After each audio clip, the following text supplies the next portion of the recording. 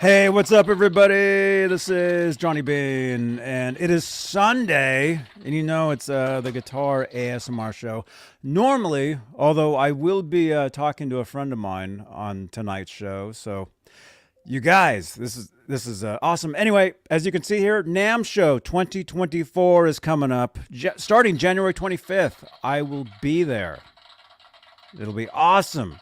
So if you want your exclusive access to the NAMM Show, this is the place you want to be, because other channels will be bringing you this. You don't want to watch that. There's nothing there. I'll be bringing you that. It'll be cool. You guys remember last year? It was amazing. All right, so Guitar ASMR show. Let's do this. Okay, here we go. Ready? Ready. Hi, this is Andy Summers, and you're watching Johnny Beane TV.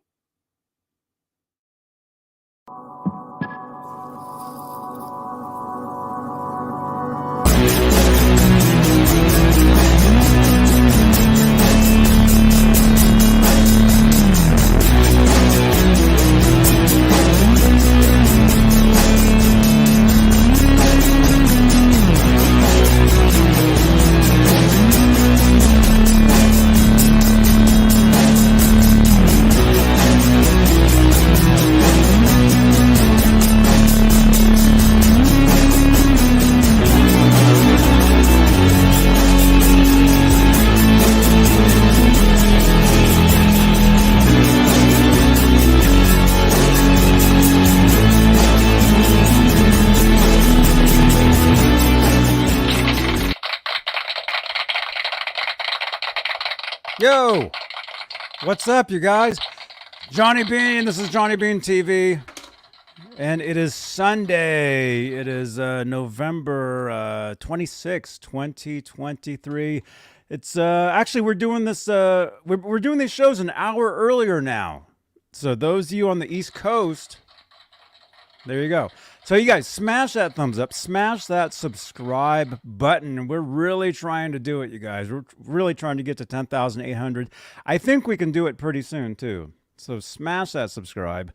But before I bring our guest in, let's say hello to the top tier of channel members here on Johnny Beane TV YouTube channel. Channel membership, it's the best way to support this channel and support these shows. And the top tier of the executive producers, and they're currently Sherman Callahan, 40 Grit, Michael B. Live, CC, Nova 9, Michael Smith, Music Therapy Labs, R-Habs, Warlag, Patty Dill, Fairfield Guitar Co., Majestic PB and J Cat, Guitarman 45, and Janice Lala. Thank you guys for your continued support for this channel and these shows. You guys are awesome. But you guys know, if you'd like to help support in other ways, super chats is a way you can help support. And the cool thing about super chats on this channel is it changes the color of my lights. And if you're like, what does that even mean, Johnny? That sounds crazy. If you look behind me, you'll see what's called the Guitar Moire. This is where a lot of the guitars live. There's prizes for giveaways back there. You can you can change these lights in real time with any super chats, any support for the channel here. So if you'd like to do that, your name will be over there, right there, and it's awesomeness. So hey, let's do this. Let's introduce our guest, because you guys know we're doing interviews on Sunday nights as well now. So where are you? You're in Los Angeles, right? I'm assuming. Well, I can't hear you yet, but you guys, all the way from the green room, Jay Matsueda, right? Matsueda. That's right. There you go. So where are you? Well, I'm based in Los Angeles, but at the moment I happen to be in Connecticut. Oh, okay. Yeah. See, I didn't know that. That's why earlier today, when you said I kept on saying, Pacific time. And you probably were like, hey, we both live in California. Why do you keep saying Pacific time? Oh, I see. Oh, crap. I didn't even know that, man. So you're on the East Coast. So this is better for you because it's not as late. Because see, normally I wouldn't start till 11.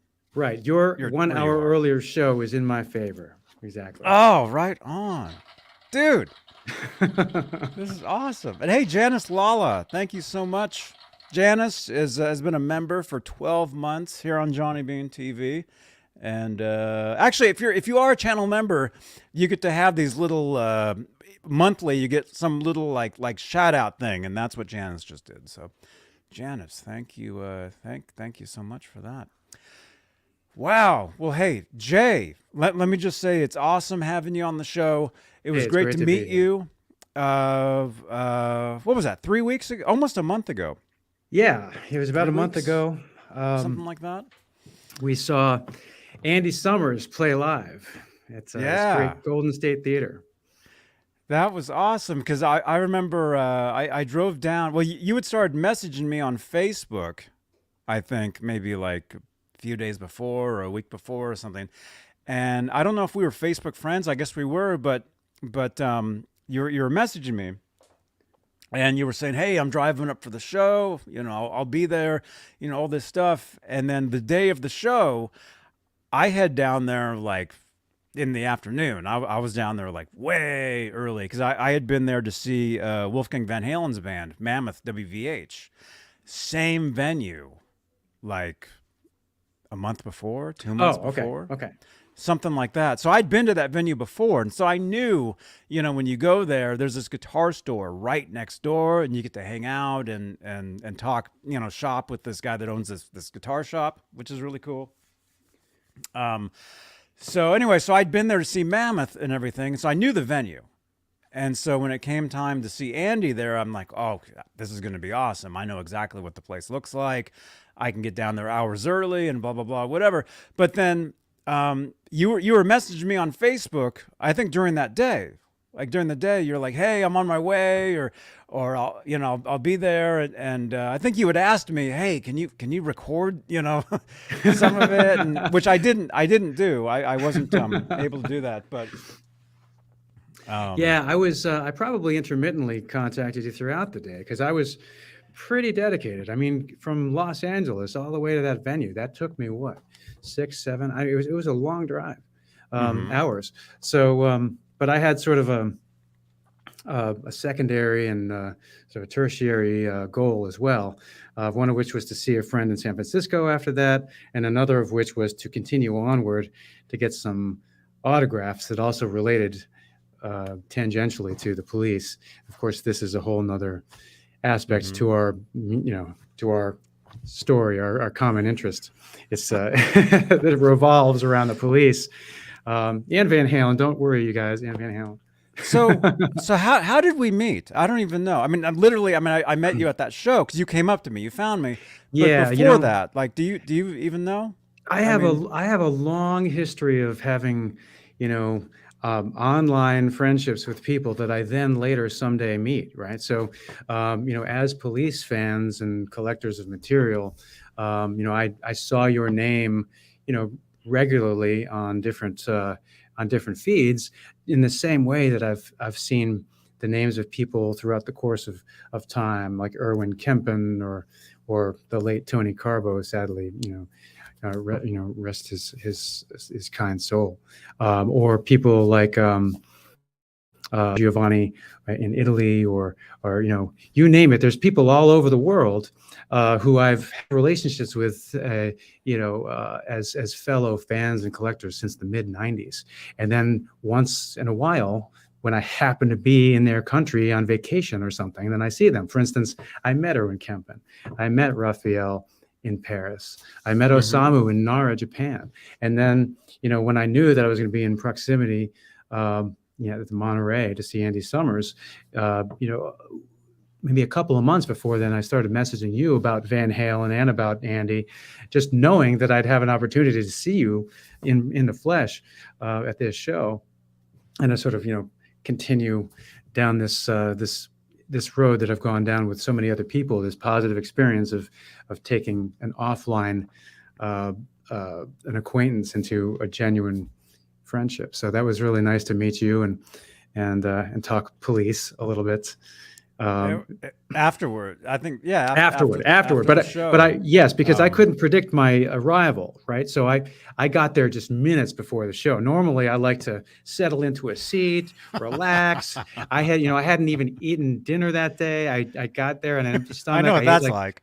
I ate like candy from the lobby, and I had a drink in order to get just the calories I needed to be able to concentrate on the show.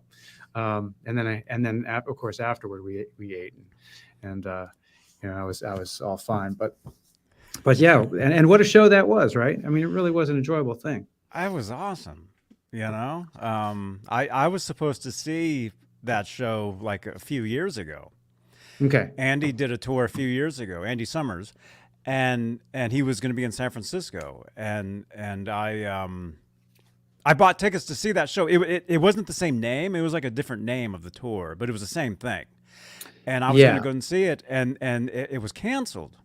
So I wasn't able to see that. And that was like 3 years ago. And then finally, when this tour came around, I had to go. And Monterey is just like 45 minutes from me. So it's right. It's not too far. And, I did see him in Los Angeles on that tour that you're referencing. 'Cause when you live in LA, you have these uncanny opportunities that you simply don't have other places in the world. So, he played live. He didn't play to backing tracks. He simply played solo against his photos at that time. But he'd also played a couple of times. He used to play, all the time at the Big Potato Jazz Club, or he played at the Grammy Museum. I saw him at the Grammy Museum, and I got to talk to him afterward there. So it's not too infrequently that you can run into one of the triumvirate, Stewart, Sting, or Andy Summers, when you live in a place like Los Angeles. But yeah, he was in great form when we saw him. He was, I love that he really brings his personality to his appearances, because yes, it's about the music, but he also provides a lot of context with stories, and you get a sense for his wit. He's a very clever guy, and he's very interesting to listen to. His turns of phrase, his experiences, the choices he made in the past, the ways he describes some of the choices he made in the past, for better or for worse. You really get a sense, and you really get to, and I was just really in awe of his actual his performance that night we saw him. I really thought he was on the money. His musical choices. I mean, as people will know, why am I here? Who am I for the purposes of this interview? Is that I'm also a musician, so, and a guitarist and a bassist. So I'm not only listening to music for superficial enjoyment, but also have this little analytical thing going on too. Like, oh wait, what did he just do? Just like a lot of the people, do. That's what I say all the time on these shows. I'm always really stressing that if you're a musician, and I think this relates.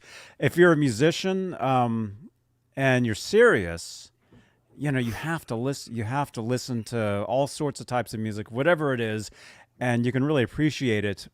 All sorts of different levels, as far as production, as far as the musicianship, as far as whatever that is. Like, don't be just, you can't, as a musician, you can't have a closed mind and just want to do one thing. I mean, That's can. so true. That's so true. But There's so many different ways to appreciate things. I remember back in high school, people used to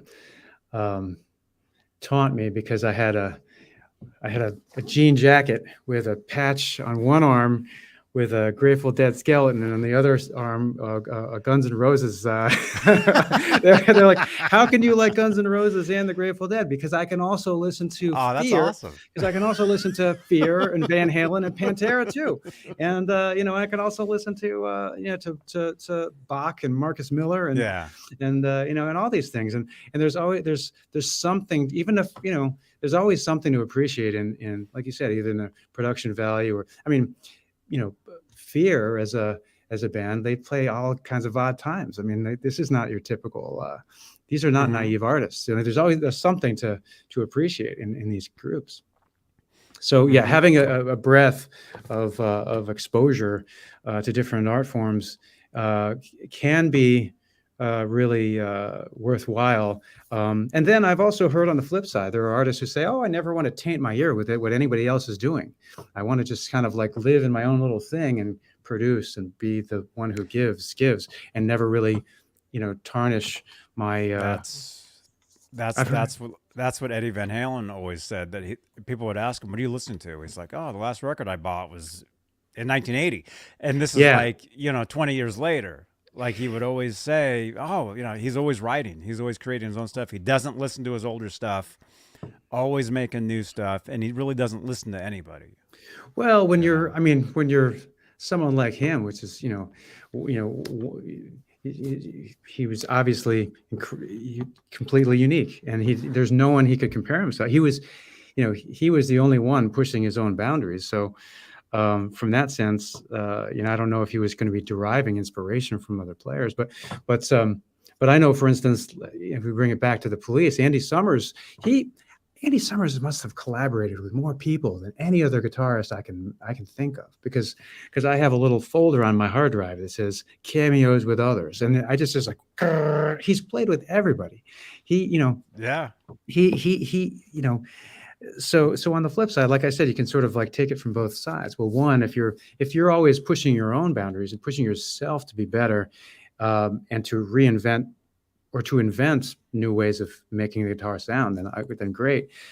But I think there's still a lot of gaps to be filled, or ways to observe that maybe other people haven't approached things, and you want to collaborate as much as possible to do different things and come up with new sound innovations like Andy has, textures and tones. And because his style, for anybody that doesn't know, Andy, he started out jazz. That's really where he started. Skiffle. And then he was doing sessions. That's how he met Stewart and Sting, was doing session work.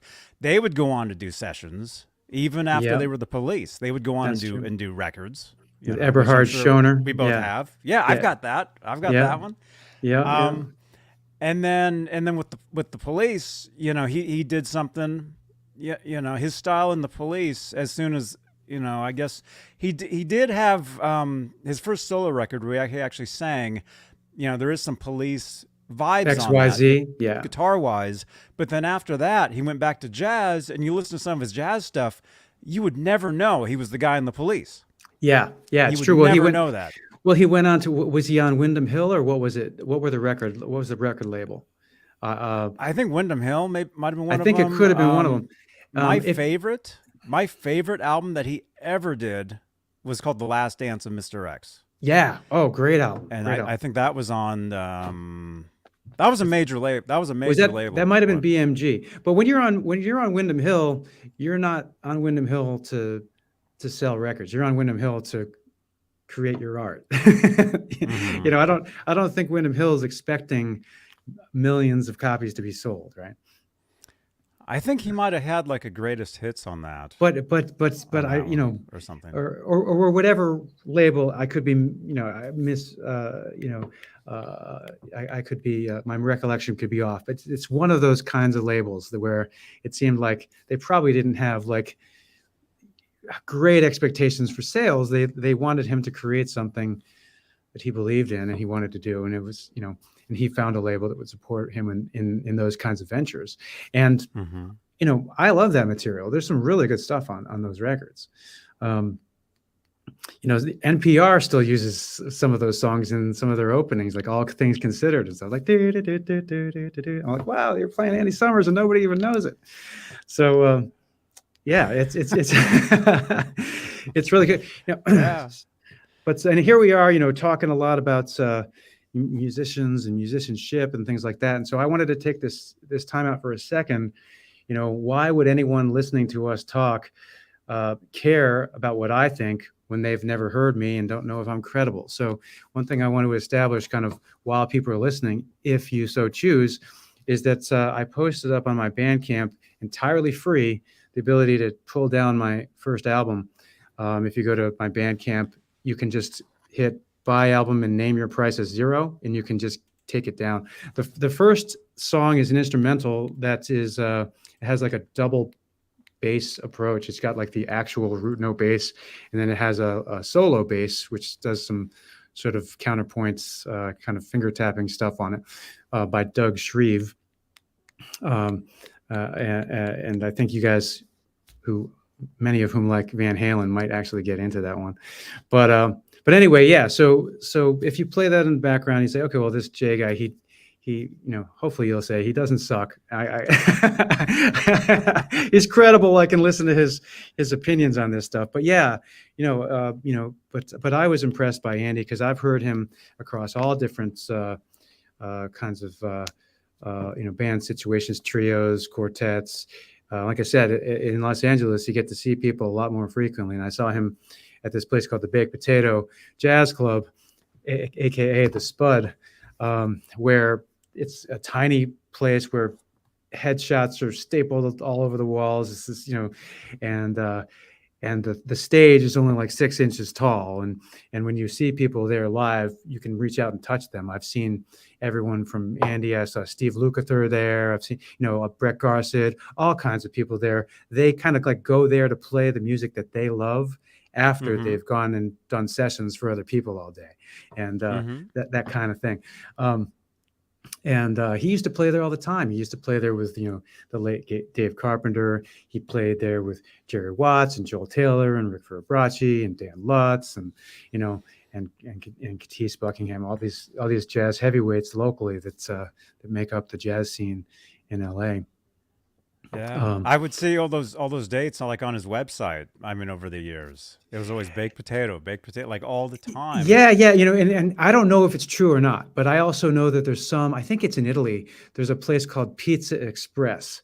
It's a venue, and I want to say to myself, oh, like I can see why someone would play Pizza Express because it must be like the Baked Potato, a small room. Play there too. Yeah. It's like, okay, well, it's a small room that has a funny name. That's very specialized. It's fusion jazz. And it brings in a dedicated crowd. But you always know that the music's going to be good there. You don't have to know who's playing because you know you're going to go in there and you're going to be hearing some of the best stuff that you've ever heard. Technically, you may or may not decide you like it, stylistically, but technically you'll be just blown away. It'll be good. Yeah. It'll be great stuff. Yeah. So explain, first of all, let me just say hello to everybody, you guys. Let's see we got. Chris King on Facebook. We got Ron Gunner. We got Skyprop. Who else is here tonight? Joseph Badmoxon. Hey, great to see you, man. Octopus Ears is here. Carlos Berry is here. Janice Lala is here. Good to see you guys. Fretworks Guitar Repair and Gear is here. Dan Gorman. Let's see. Music Therapy Laz. Yeah, Laz. He's the guy that you had met. You met him. Yeah. You might have met him at the show. You might have met him at the show, the Andy Summers show, but then you definitely met him afterwards when we went to the restaurant around the corner. That's right. And we hung out. Yeah. And Chris H is here. I see you. And you gave us CDs, which, by the way, you guys, Jay, you have a few CDs you want to Yeah, sure. I can talk about this. So in addition to the Bandcamp, where you can download the whole record for free anytime, there actually is incentive to obtain through hook or crook somehow a physical copy of this record. Here's the copy of the physical record. Johnny has a few copies to give away today. Right on. The interesting thing about this, the gimmick, if you will, is that it comes in kind of an artistic little case where you pull the bottom and it kind of slides out. Has a booklet in the back with the lyrics and all that stuff. So it has a nice tactile feel. It gives you the lyrics, these things you can't normally get digitally. And it also has a 12th track that I haven't published electronically. So it never showed up on iTunes, never showed up on Amazon, doesn't show up on Bandcamp or anywhere else. It only shows up on the physical copy. So Johnny's giving away 3 of these. And, I have them available still. If you don't happen to be a lucky winner today, you can just reach out to me through my website, which is my name.com. But beyond this, I felt like I could only make my first record one time. So I really, really went all out with this thing. And so what I decided to do was, aside from just making one copy with an extra bonus track on it, I took a page out of the marketing executive's playbook for the Police, who've executed some of their material in multiple iterations. For instance, the Synchronicity LP was commercially available in the United States in 38 different copies. Wow. with different cover art. I decided to make 3 different copies of my record. I actually only have 2 of them on me at the second, but this is the second one. Entirely different cover art, but the same kind of pull mechanism that gives you the sliding case, and a different 12th track. So, and then there's a third album too. So there's 3 editions of Eat Your Sad is the name of the record, Eat Your Sad. Each of which has an extra 12th bonus track. So in total, there were actually 14 songs that were, in my mind, part of this collection that are acquirable across 3 iterations. Yeah. And you can hear it right now for free on from Bandcamp. Right on. We'll give. But here's the link, you guys. So, how would you? Who are some of your influences? Obviously, the Police. Yeah, well, okay. Seems like it. yeah. So this is a tough one, and until some of your folks actually hear this stuff, I guess I'd say it's it'd be maybe a little bit too easy to call it adult contemporary. And what does that even mean? I guess that's kind of like what Sting calls his music these days sometimes. And I'm influenced by the Police only insofar as I actually did put one cover song on this record, which was 7 Days by Sting, not the Police, but by Sting anyway.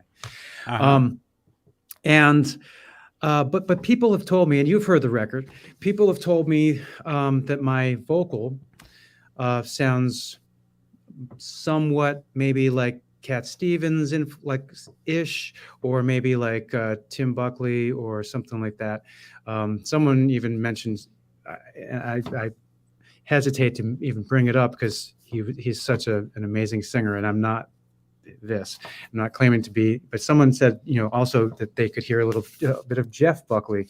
So, Cat Stevens, the Police, my songs are, they're rock arrangements, maybe like indie rock arrangements, with heavy jazz laden influences. Because as I mentioned, I live in LA, and I'm part of the LA scene, the jazz scene, if you will. A lot of people there know me. I guess I'd take a step back. A lot of people know me because I've been a photojournalist for over 2 decades. And when I first moved to Los Angeles, I didn't really know anybody, and I needed to kind of find my people in my places. And one of the things I used to do that was to go out and see music all the time. So I used to go to the Baked Potato and to La Volie and to Cafe Cordial and to Spazio and to, every place I could think of for jazz, Catalina Bar and Grill, and some rock stuff too. But it was a lot of jazz. And I got to know the players. I was inspired to see the jazz because of Andy Summers. I got to know some of the guys in his band. I got shooting pictures of him, black and white ambient light photography on 3200 ASA film. And I would bring them to their next shows, and I got to know Andy's bass player at the time, Rick Fiorabracci. And he said, "Oh, hey, Jay, thanks for those shots. Those are great. I'm playing another show in a week at this other venue. You should come." And I said, "Okay, yeah, I'll be there." A week later, I'd show up at this next venue, and he's like, "Hey, you showed up." I'm like, "Yeah, I told you I would come." He's like, "Wow, you're gonna go a long way in LA. Like most people don't do what they say they're gonna do."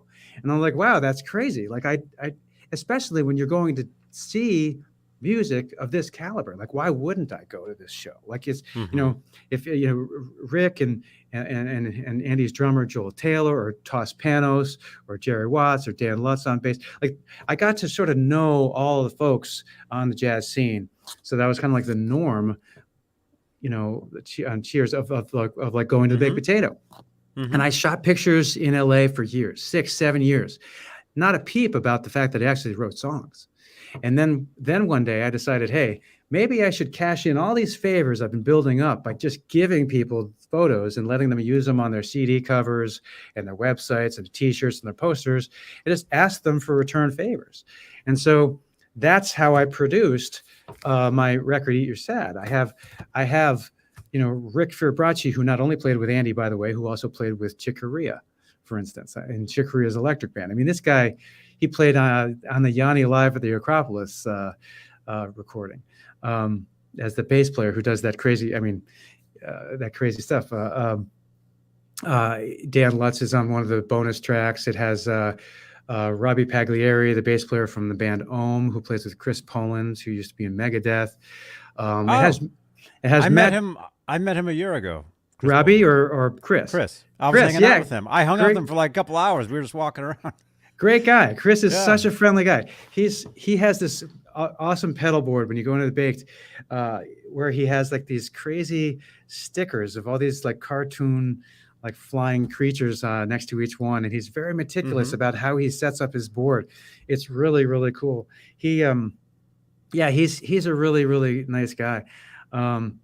But yeah, these are the kinds of people you meet when you frequent the Baked Potato, right? Jerry Watts or Jerry Watts Jr., the low end extraordinaire. He also was he played for a number of years with Andy. I saw them. 1998. Yeah, Jerry's so good. So he's so tasteful and so good. And then, so then I started asking these guys to play for me, right? And they just said yes. In fact, my cover of 7 Days on this freely downloadable album on Bandcamp, by the way, if I haven't said that 3 times already, 7 Days uses on bass Jerry Watts, and it uses Joel Taylor, who played with Andy Summers on drums. Joel, by the way, liked my arrangement of 7 Days so much that he asked me if he could use it as a drum lesson for his students, because I changed the time signature. Normally 7 Days, I think it's in 5, right? I made mine in 7, 7/8 with choruses and bridge in standard time. And I used Ben Wendell on bassoon. I don't know if you've heard of Ben, but he's in a band called Knee Body. I don't know. There's, like I said, when you're in LA, you get access to a lot of people who are just around. They're just around, and they're just like right in front of you, playing in front of you, nowhere to go, nowhere they want to go. After they step up stage, they just kind of like linger and loiter around and hang around at the bar in these small venues. It's not like when you go somewhere and they feel like they have to have a green room or something, because they live here. They live in LA, and everyone else who's in the crowd lives in LA, and most of the time, nobody really wants to bother anybody. Or feel like they're the uncool one who goes up and bothers somebody. So everybody kind of leaves each other alone when they're local. And that's why I think Andy felt so comfortable playing a place like the Baked Potato, or you get, Steve Lukather or Simon Phillips, I think, has played at the Baked. I mean, there's so many people who've played at the Baked Potato. It's just, and Ohm, Chris Poland and Robbie and all those guys. But yeah, so that's how it sort of came together, the record. I even have, I'm not intending, I'm just describing the record. I'm not really intending to be like a name dropping kind of person, but I think it's for anybody who doesn't know about it. I'm just trying to, name drop all you want, man. We name drop nonstop on this channel. So all the time. So there are a couple of songs on this that's Matt Johnson, drummer Matt Johnson plays on. Matt Johnson was Jeff Buckley's drummer on Grace. So he played on it. Trying to think about some other folks who played on this. Like I said, Doug Shreve plays on the first track on bass, and he just did an incredible job. Yeah, and my dear friend Katis Buckingham, I don't even need to say his last name because there's only one Katis in the world, but Katis, he's kind of like a hub in Los Angeles. Seems like everybody knows him and he knows everybody because he's like first call jazz flautist, flute player in the world. Your listeners know him because he did the jazz flute scene in Anchorman.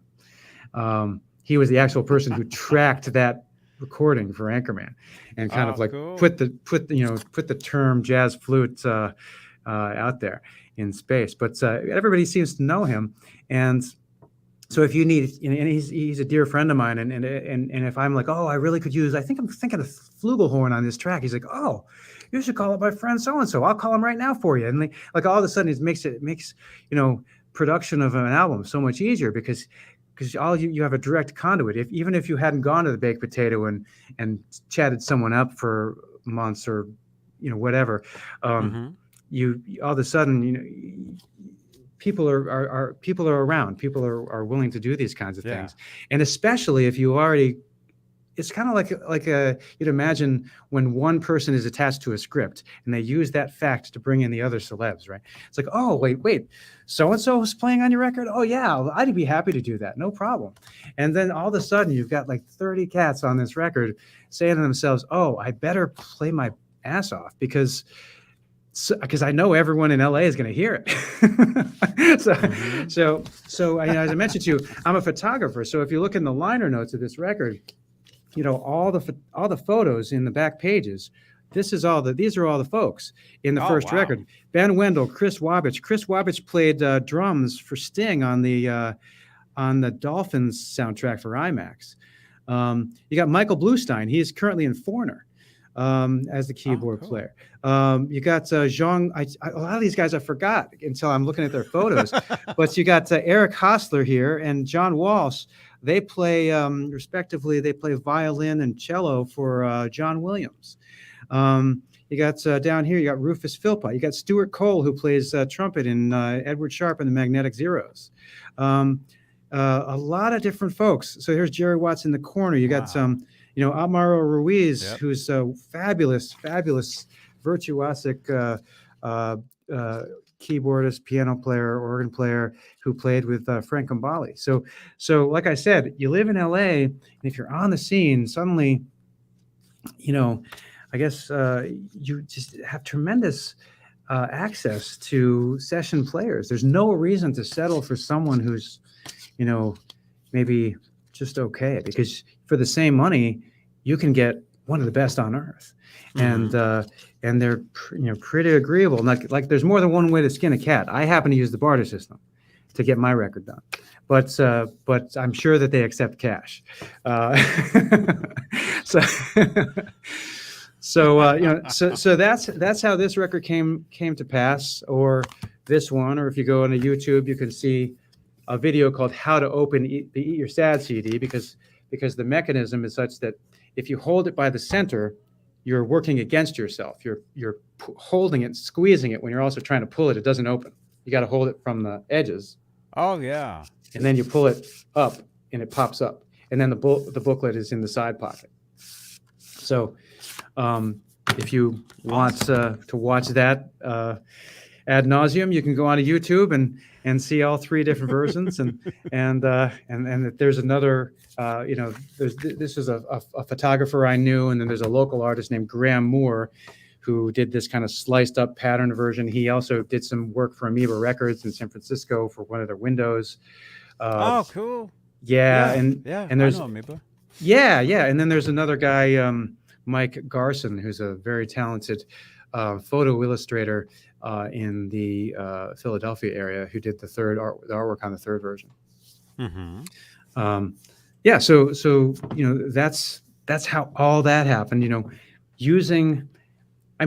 It wasn't using photography to get the music recorded. It was documenting the shows that I wanted to go to anyway, giving these photos to people to use in practical ways without really charging them anything, because it's not my job.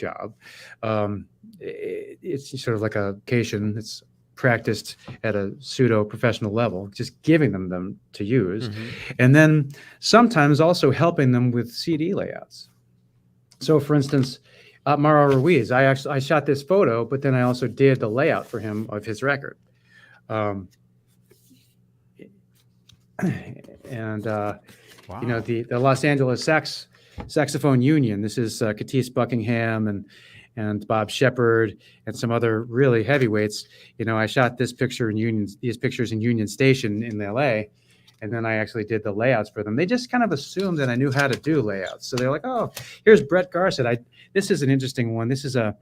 We went out in the mountains, waited until nighttime, and I brought a laser pointer with me. And I kind of painted over him with lasers as he was standing there with his guitar. And we had this kind of open exposure for 2 minutes. And, that's cool. And we did this kind of interesting. There are people who've since copied me on this kind of style, but you know what? I did this in 2002. Find one earlier than that. No, I challenge cool. someone to find that concept executed earlier than 2002 because it was pretty original at the time. You know, Nick Mancini is a vibraphone player. You know, shot this photo of him. Mhm.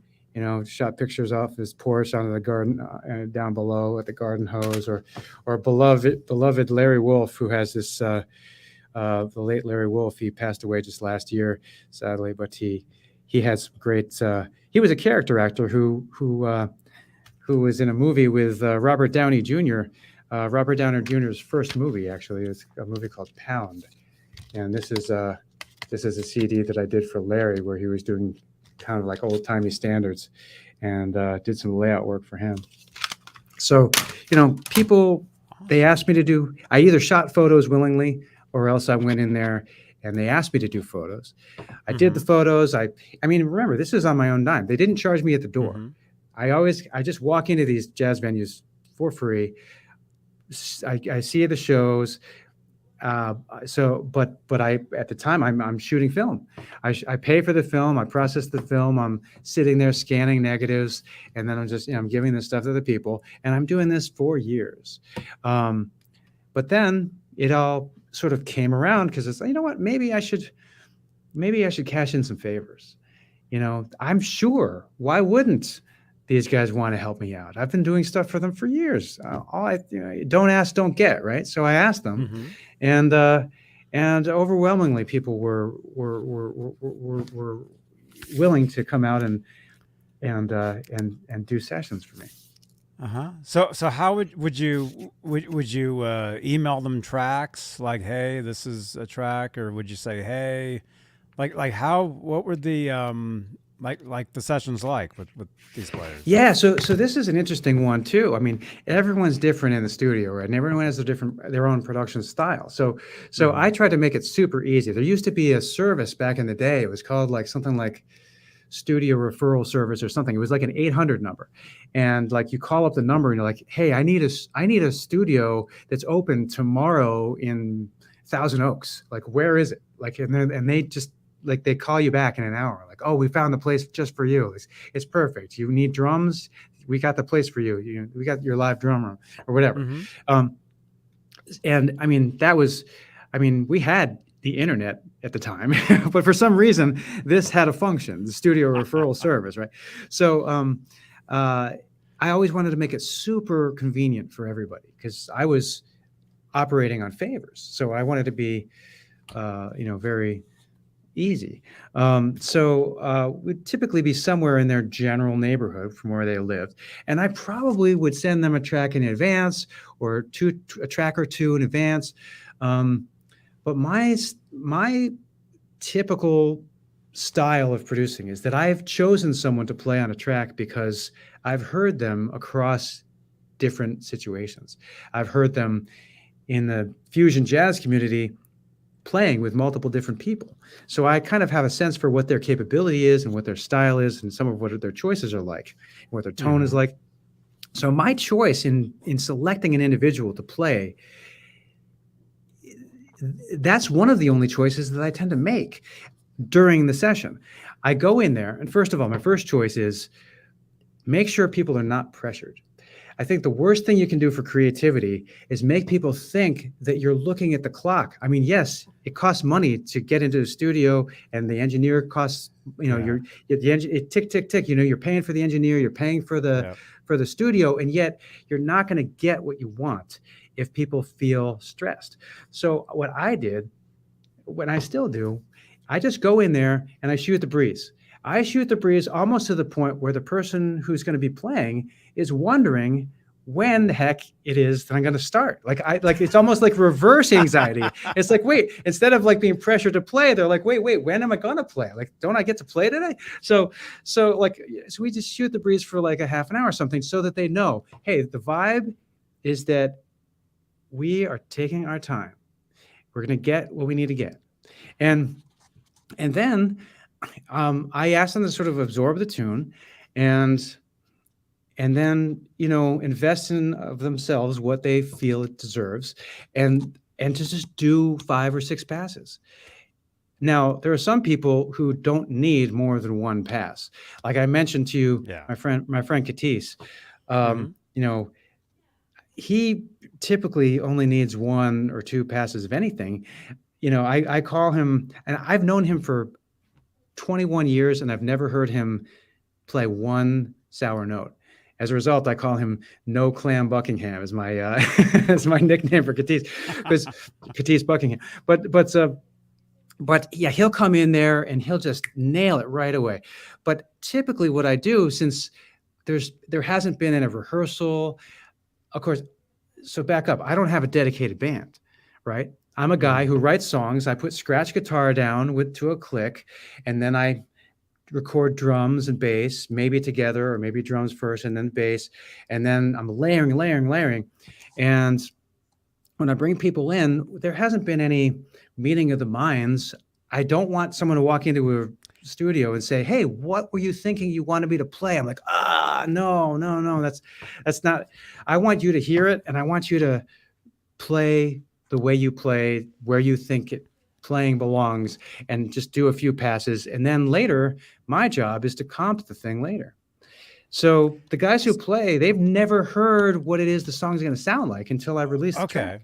That was my question then. Would you send them tracks beforehand, or they would just show up and you would talk for a while and about whatever, hey, It's the last time I saw them, just whatever they were working on, whatever, because typically, like I said, I've become friendly with these folks. It's not like we're strangers. We come into a room and we have something to talk about. They know me personally. Like I'll go to their barbecues or something. It's like, so we have something to talk about. And then eventually we get to the matter at hand and we start actually doing some work, which, it is work, but it's playing. So it's fun. It's playing. And they're doing the thing. And then I get all the material.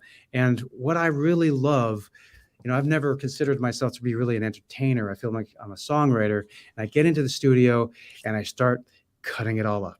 And that's what I love, making the choices so that I really feel like I got the best overall composition out of it, and then presenting it to somebody later.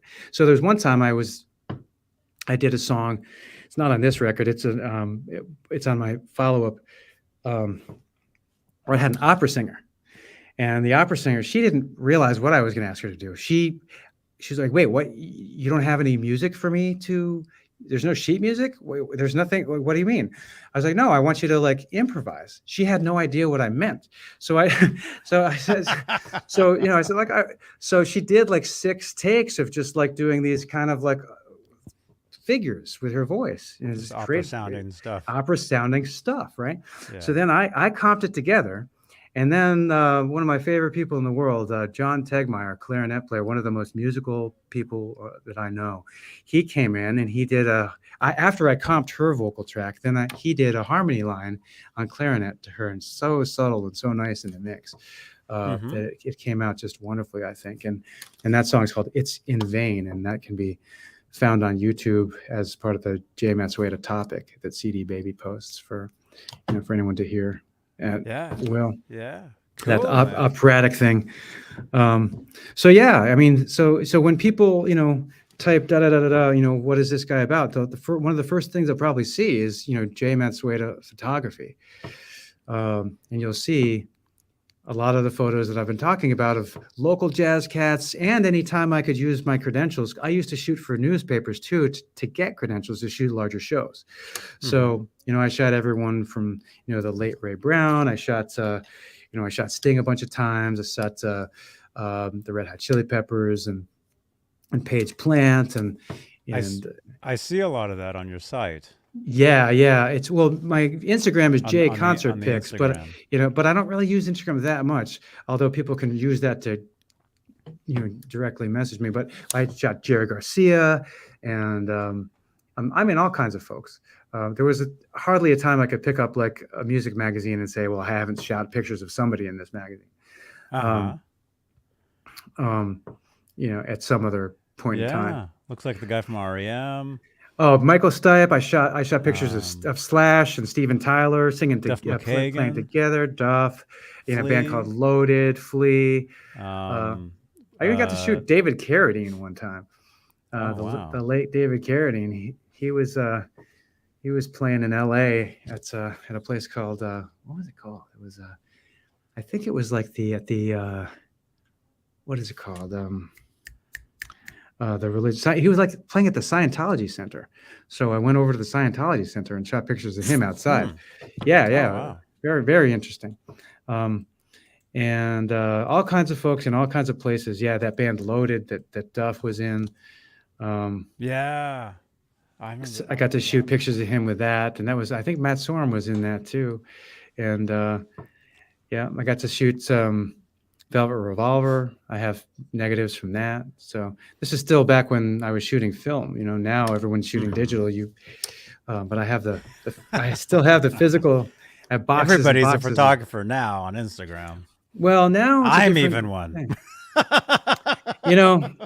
I shoot less and less these days, actually, because there's such a great trade-off between speed and quality and quality. When convenience and quality, you can't really beat having a phone. I mean, it's good enough a lot of the times, but I also have to say, even with an SLR, people bracket so much. They just go, it's the settings. You don't have to know anything anymore. Bracketing means changing either the aperture or the shutter speed while you shoot, so that if your exposure's off, at least one of them is going to be right? So if people just kind of rapid fire shoot, it's different in a concert setting. You're not shooting a mountain or a flower. You're shooting a live individual who's in the moment performing. And you really have to capture the exact right moment. I used to put black tape over the lights on my camera so that no one could tell when I was shooting, and they would forget that I was even there after a while. And that's a lot of these guys really appreciated that live in concert. They said, you're so stealthy. I never know when you're shooting. I forget you're there. And that's why, they say, oh, you've gotten some of the best pictures of me that anyone's ever taken. Oh, that's cool. That's actually a great tip, because, when that's the one thing you don't want is the flash going off and the artist, After a while, they're so in the zone that they can't really pay attention to you. You don't want to give them excuses to pay attention to you, though, by putting lights in, like little blinky lights and things in their face. A lot of times SLRs have like an autofocus that utilizes the flash a little bit, and just like blinks to shoot enough light to get the autofocus off the object. And so it's not a full flash. It's just kind of like a tiny little blinking light. It's annoying. Just cover up all the lights. If you have to use manual focus, use it. Then people are not moving around that much. You'll get what you need that way. Way better, emotive material from these people when they're in the zone and when they don't know you're there anymore. For sure. That's great. For sure. That's great. Holly in the chat is saying you look like Superman. Somebody else said we look like brothers in the chat. Oh my God, that's so funny. So I've gotten that's nice. I've gotten that before. I've also gotten the Crow, the guy who played Brandon Lee. I've gotten Brandon Lee before, actually. So I decided to be Brandon Lee for Halloween one year, I think I pulled it off pretty well. But thank you, Holly. I'll take that as a compliment. You didn't say it was a compliment, but That's but pe- cool. but yeah. So so I really had fun with my first record. You were asking about influences. So so I was telling you how Yeah. it's this jazz laden rock stuff, and I don't know that I was intending to sound like anyone else because I've been very much challenged to tell people what the genre is. There's not, I can't really pigeonhole it into one kind of a genre. And I'm not just saying that. Go listen to it. It's kind of it to me. It's can be kind of genre defying stuff. But I did try to capture the vibe of some of the people who I really love. Like I used Matt Johnson on drums because his time feel is what I was after on one of the songs he played in 6/8. It's like it's like he's got this time feel that you can't replicate. When you zoom in on it, it's not really exactly on the grid. There's something about it that's intangible. I mean, you do the same thing with Stuart Copeland. He doesn't play to the to a click. He's not on the grid. There's something about these guys' time feels that are just kind of like hard to put your finger on. Another person who was really influential on this record, crucial, essential, was a guy named Joel Shearer. He was a guitarist, or he is a guitarist, who used to play on tour for Alanis Morissette and Damien Rice. But I knew him because he was in a local band of his own called Pedestrian. And Pedestrian, in my view, they were like the local Radiohead. I could go and watch a Pedestrian show, and it could be a 45-minute set, but I could have sworn I was there for an hour and a half because the way that he just layered and looped, and I just felt like I was in this soup of sound, and I totally lost my sense of time listening to Joel Shearer play, and his bass player Joe Carnes now plays for Fits in the Tantrums, actually.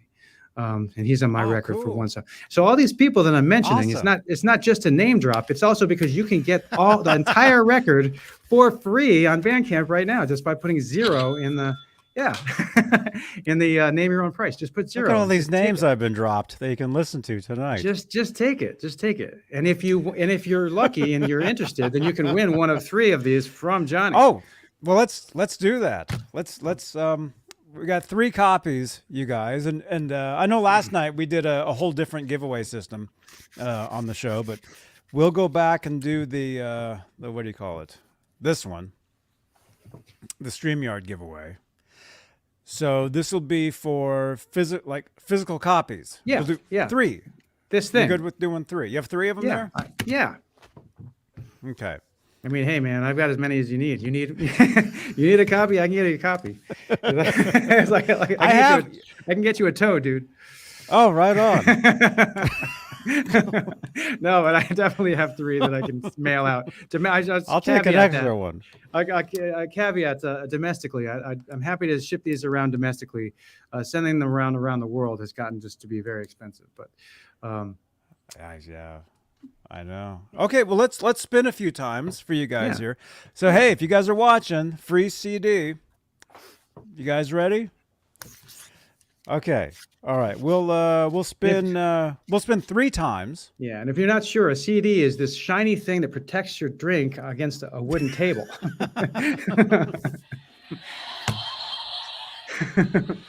You guys ready? All right, 3 times. Here we go. Skyprop is ready. Here's the first one. First winner is, here we go, Fretworks Guitar Repair A. There you go. You win a CD. So you know how to get a hold of me. Yeah. So how does it work? Do you obviously you need to get people's addresses, and then I can give you the CDs to send around. But if people don't provide their addresses, then that would mean that if Fretworks, for instance, for some reason is contented with the downloads and doesn't care for physical things and wants to give it to someone else, they can. But there you go. There you go. So Fretworks Guitar Repair CD. Yeah, you'd like All right. should we keep spinning? But we don't want to spin forever either. No, we'll do a few. So Fretworks. Yeah. Fretworks. You want a CD? So there we go. Okay. Yeah, we'll do a couple more here. Here we go. Next one.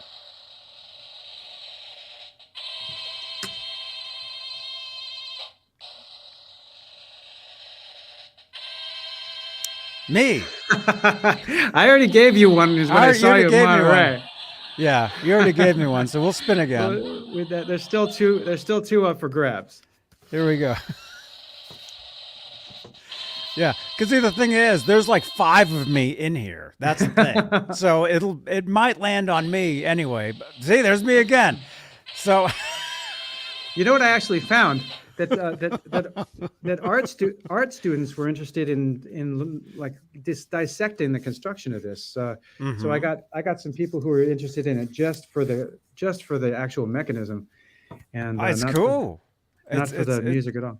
It's I mean, it's a cool CD holder. I'd never seen one like that. There aren't any others like this. I actually had the company make me one that didn't have a plastic tray. The only other time that I'm aware of that they'd done anything like this was for the Curb Your Enthusiasm DVDs. If anyone remembers. Oh yeah. Way back then, they had a full-size DVD case that pulled up with a plastic tray. But I contacted that same manufacturer and said no plastic on mine, and so they just made this kind of like CD pocket. You know, you can just tuck it into the pocket. Oh, that's cool. Oh yeah, there it is. Oh, that's cool, man. That's cool. And that's a CD. This is a CD. If that's you haven't, a CD. If you're not familiar with what they look like, they look like this. Yo, dudes. Eddie's like, spin it again. Eddie, yeah. See, I won twice. See, there's like 5 of me in here, so that's one of the reasons I'm trying to switch to another giveaway tool. Okay. But I'm still not exactly sure how to use it. We tried it last night for the first time, and it was cool. But let's try again.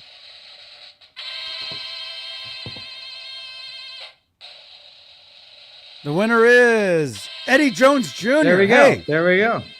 Eddie Jones. What's up, man? You just won a CD. Message me 415-952-3263. The number on the screen. Send me your info. I will get that to Jay, and he will send you a CD. So we got Fretworks, which is Ron. I think someone said congrats, Ron. So yes, they must know something that I don't. Eddie Jones Jr. CD. Okay. Holly says they love this one. The more spins, the more fun. Well, cool. Suspense. Everyone's looking for a little bit of suspense in their lives. Yeah. There we go. All right. Last one. Last CD. Here we go.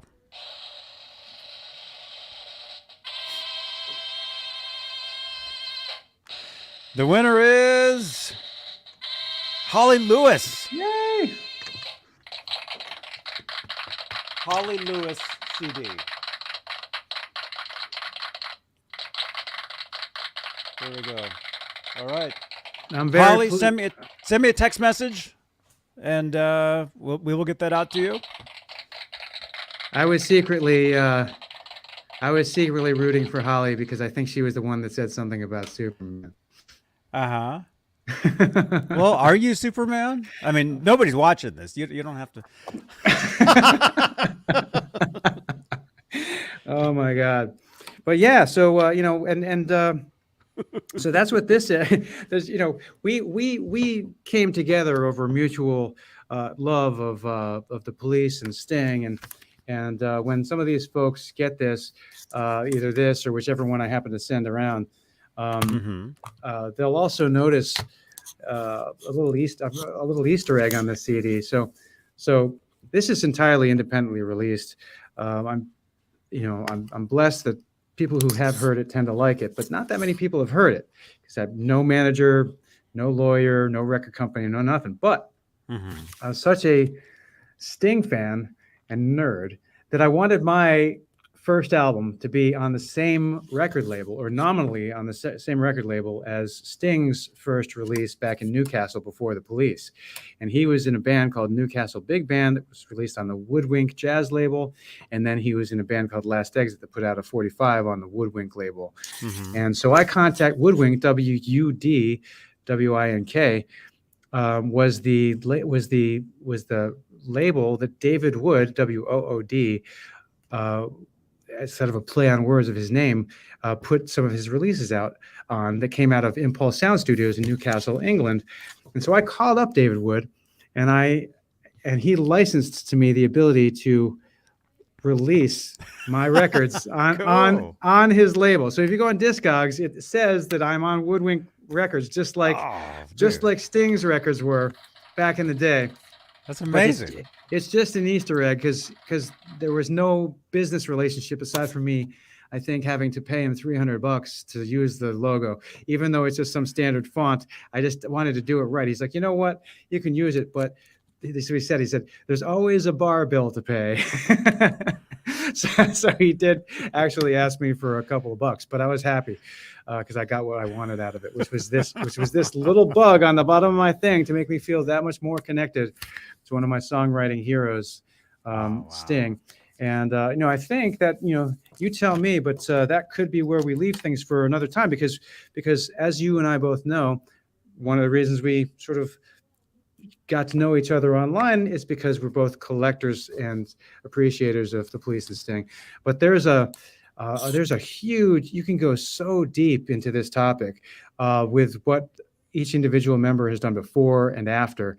And I'm willing to go down that road with you, but with holding up a lot of things that most people in North America or around the world might not even realize exist, but not today. Yeah. So another time. Another time. I think you probably also have a lot of Van Halen news that you've been wanting to get to, and that people have been eagerly awaiting your. I have a lot. I have all that stuff. Yeah. Let me just say really quickly though. Yeah. Let's see. Holly was saying Clark Kent. See, Holly, you don't even know this, but Stuart Copeland was actually, he went by the name Clark Kent. Well. That's true. So Stuart, coincident with the first Police record, Outlandos to More, there were some songs that Sting refused to sing because he didn't like the lyrics enough. He just wouldn't sing them. He was kind of a pain in the butt back. No, what do you mean was? Or I guess he had certain standards lyrically that he had certain lyrical standards that he wasn't willing to, to compromise, and he left Stewart to put out an entire record of songs that, if you go listen to them, sound so much like Police songs. I mean, they sound the vibe with the drums and everything, but it's Stuart Copeland playing everything, and because he was sort of masking his participation because he already had this record deal with the Police, he put it out under this name Clark Kent. Yeah. Stuart Copeland. So, but this has come to the fore because just this month he's put out these many years later, he's put out a deluxe edition that includes all the demos of these old tracks, and and fans are feverishly listening down to these demos, which are really, really cool. And they're on YouTube, but they're also as a part of a double CD set, and they're fascinating. I haven't heard those yet. And again, we'll talk about this again at another time. We'll talk all about the Police and Clark Kent and Andy Summers and all this stuff. But I would love to hear that. I actually, for Record Store Day, 6 months ago, whenever that was. Well, I got Record Store Day they were 2 days. That was 2 days ago too. They had a Record Store Day and Black Friday. Oh, it's twice a year now. Yeah. Okay. Well, the one that was like 6 months ago or something, because I was actually live on my channel here for Record Store Day. Yeah. And there was a Van Halen red vinyl live album. I bought a couple of those. Green. Yeah. I gave one away on the channel. Actually, I have another one still to give away. I also bought a Clark Kent vinyl. They had released a Record Store Day Clark Kent vinyl as well. I bought that. It's actually sitting back in there right now. It's an essential. If you haven't heard Clark Kent's collected works or the original Clark Kent album, it's worth the time. The LP where you open it up and it's like it says on the label on the sticker that it shrinks when it hits it. So you open up a 12-inch and you pull it out and it's a tiny record. It's small. Yeah, it's a 10-inch record. Yeah, the original ones he released back in the day were 10-inch records inside 12-inch sleeves, and he had the whole thing was all sort of masked in this whimsy, right? It was talking about. The identity, who is this person, and blah blah blah, and they did have like a sticker on it talking about this, that, and the other. He did a really good job of the marketing of it, and I believe, well, again, we can talk about this later. That I think Sting's first television appearance was actually in support of a Clark Kent song on Top of the Pops. It was not a Police song. That's true. So Sting will never really be able to live that one down. They were wearing masks though, so you wouldn't know it was him unless you knew. Clark Kent was supposed to be secret, so when they went on to television, he wore green face paint and a top hat, /S top hat, and everyone else was wearing like gorilla masks. Mm-hmm. So, yeah. But anyway. Craziness, but hey, Jay, thank you so much for hanging out. Thank you for finding me at that show too, because you came up to me. You're like, hey, like you had just got there. You'd been driving all day. I was still sweating. I was running in, wondering if I could get there on time. Hadn't eaten, but I knew that I wanted to meet you, and I was like, wait, where is he sitting? Oh yeah, and like I yelled out your name a couple of times. I thought that was you. Like, hey, what's going on? Yeah. So it was, and I can't thank you enough for letting people know about this, what I did with this record back in with my friends in LA, because when you're an independent artist, you don't get a lot of opportunities to like I said, to kind of get recognition or validation or of any kind. If you don't have a label, a manager, a lawyer, or whatever, you make a record, you put all your heart and soul and energy and time and money into it, and then you're kind of like underwhelmed by how few ripples it makes, because there's only so many people or how many people that they know. And I didn't make this just for my friends. I made this for everybody.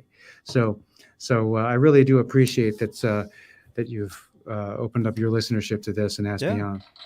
You're welcome, man. And you'll have to come back. I love it. Love it. Come back, definitely. You guys, link down below, or actually over there. That's the Bandcamp link for Jay's album. Just type in, if you want to download it, just type in a 0 and you can buy it for nothing. For free. For free. But if you do want a CD, we gave a few away. If you do want a CD, you can go to actually Bandcamp as well, right? You can go to Bandcamp. I think they have a few copies there, or else they funnel the sales to me, or you can just email me, because my domain is jmatsueda.com, Jay, just like my name. And anything you put in there comes to me as a catch-all email. You could say, I love Johnny Beane at jmatsueda.com. You say Johnny Beane's a jerk at jmatsueda.com. Jay's an asshole. It's Johnny Beane. Yeah, I get a lot of that. But. You could say, stop talking about the police and start talking about Eddie Van Halen at jmatsueda.com, and it's going to come to me. So if you're interested in it, if you're interested in one of those things, call the CD, because you still like lyrics and liner notes, and you want to know who played on what and who engineered what, and you like photos, and you like to have that much more of a connection, then just let me know. But otherwise, just take it. I'll be happy for you to hear it. There you go. Yeah, you guys, check it out. Check it out, dudes. Well, Jay, thank you so much, and don't hang up. Let me just we can say goodbye off the air. Let me just say thank you to all the channel members here on johnnybeaneTV YouTube channel. There we are. All the channel members. Thank you for your continued support for this channel. Yes, absolutely. Thank you so much, you guys. And before we go, let me play this video, this Andy Summers video. My audience, they see this all the time. I don't think you've seen this, but it was a show called Huffington Post Live. It was about 10 years ago. Andy was promoting the movie. Remember the movie that he put out? Yeah. Oh yeah. The one that was based on his autobiography. It was called Surviving the Police or something, but his autobiography was One Train Later. Yeah. Right. There was the book, and then there was the movie. The company contacted me, and I was brought on as a guest to ask him a question, and he had no idea I was going to be on there. And then you'll see what happens. So, so this was 9 years ago. All right, you guys. Thanks for watching, and I'll see you guys tomorrow from Guitar Center. All right, I'll see you guys tomorrow. I'll do a live from Guitar Center in Starbucks. We'll hang out for a little bit tomorrow. All right, johnnybeaneTV. Bye-bye. Yeah. Thank you, first of all, very much for joining us. But now we've got Johnny. Hello, Johnny. Hi, how are you? Is that Johnny Beane? Yes. Hey, man, how are you? Hey, good to see you, man. Been a while. Are you still living in San Francisco? Yep. You guys know each other? You guys hang out? I bet it. Yeah, it's funny. What's your question, John?